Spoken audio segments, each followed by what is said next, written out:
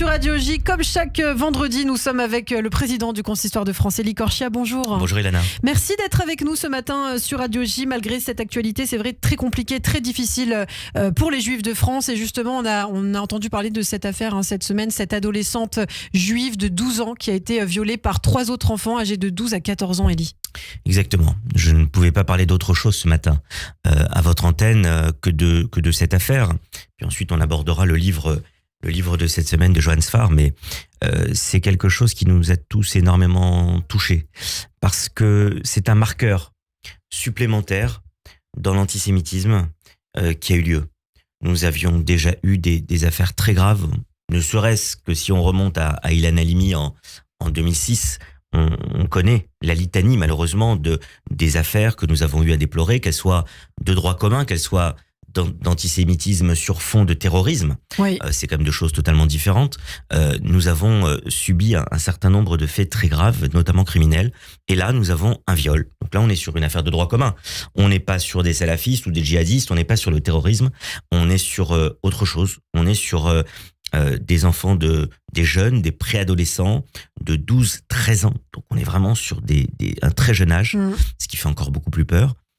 Qui s'en prennent, 3 jeunes qui s'en prennent donc à une jeune fille de 12 ans qui est juive, qui habite Courbevoie, on est aux abords de la Défense, et qui la séquestre, qui l'amène dans un lieu, qui la séquestre, qui la viole. On sait que l'un des 3 la connaissait, puisque c'était un ex-petit copain, apparemment. Bon, quand on a 12 ans, effectivement, on peut parler de petits flirts de préadolescents. Et ce garçon et les 2 autres la séquestre, la violente, la filme. Vous avez tout à fait raison de le rappeler. La filme, c'est-à-dire qu'on est en plus dans l'horreur d'un acte de contrainte, d'une violence sexuelle criminelle qui est terrible, mais aussi accompagné de tout un lot de choses, d'humiliation, et effectivement avec des insultes. Et donc on a des insultes et des violences qui ont été caractérisées d'antisémites, donc avec un caractère aggravant d'antisémitisme. Et on sait que ces jeunes l'ont attaquée parce qu'elle était juive aussi, même si le viol n'est pas nécessairement lié au fait qu'elle était juive à la base. Oui. Mais on voit bien que dans cette affaire, le fait qu'elle ait révélé, parce qu'ils lui ont demandé si elle était juive ou non, le fait qu'elle ait révélé qu'elle était juive, ça a rajouté dans leur haine.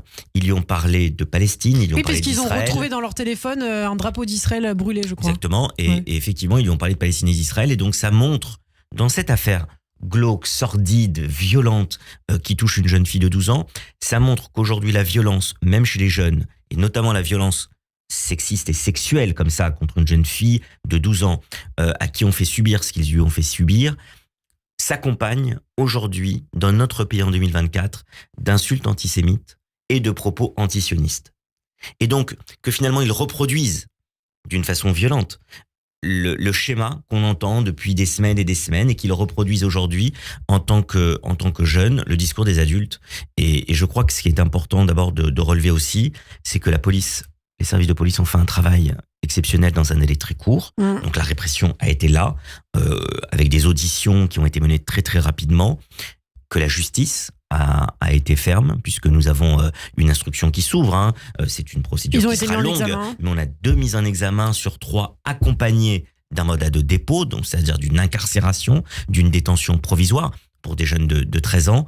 Et effectivement, aujourd'hui, on pense à cette jeune fille qu'il faut protéger. Je pense que la famille doit se protéger au maximum, à ses parents, à cette jeune fille. Et je serai tout à l'heure à 11h avec le maire de Courbevoie, avec toutes les Courbevoisiennes et les Courbevoisiens qui seront là devant l'hôtel de ville de Courbevoie pour dire non à l'antisémitisme et toute la solidarité, l'empathie qu'ils ont pour cette famille, pour cette victime à qui on pense. Et le combat contre l'antisémitisme, on voit bien qu'il est encore plus prégnant que jamais. À 12 ans, l'innocence brisée, effectivement, le cauchemar de tout parent et tout parent juif notamment. Alors, Élie, comme chaque vendredi, vous nous apportez un peu de lecture et ce matin, c'est un roman graphique d'un dessinateur qu'on ne présente plus, c'est Johann Sfar. L'un de nos plus prolifiques dessinateurs, parce que Johann Sfar, c'est quelqu'un qui dessine comme on parle, je crois, nous, quasiment, qu'on soit avocat ou journaliste, Ilana. Et Johann Sfar, donc, qui nous a livré donc le très beau roman graphique Nous vivrons, dont nous avions parlé il y a quelques semaines, nous a livré quasiment à quelques semaines d'écart un livre qu'il a et la veine autobiographique de Johann Sfar. Vous vous rappelez que nous avions chroniqué l'année dernière son livre La synagogue. Et là, c'est le deuxième volet de cette biographie sous forme de roman graphique de Johann Sfar.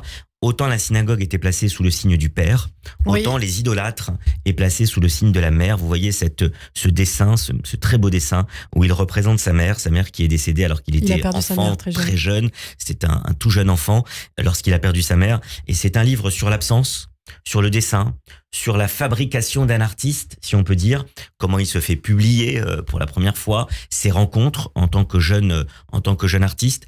La synagogue, c'était l'adolescent qui décide de pénétrer le monde adulte. Là, c'est l'adulte qui se construit et l'artiste qui se construit. C'est finalement un très beau livre sur ce qu'est un dessinateur. Pourquoi les idolâtres ? Les idolâtres, c'est simplement parce que ceux qui dessinent, ceux qui s'extraient du monde, finalement pourraient être des idolâtres. Et il démontre que le dessin peut être une source d'accompagnement du réel, de transfiguration du réel. Comme on l'a vu, quand on voit avec lui au quotidien. Il accompagne remarquablement notre histoire contemporaine, Johann Sfar. Et donc c'est un beau livre qu'il faut lire et c'est un très très beau volet qui suit la synagogue. Merci beaucoup Élie Korchia, je vous dis à la semaine prochaine, Shabbat Shalom.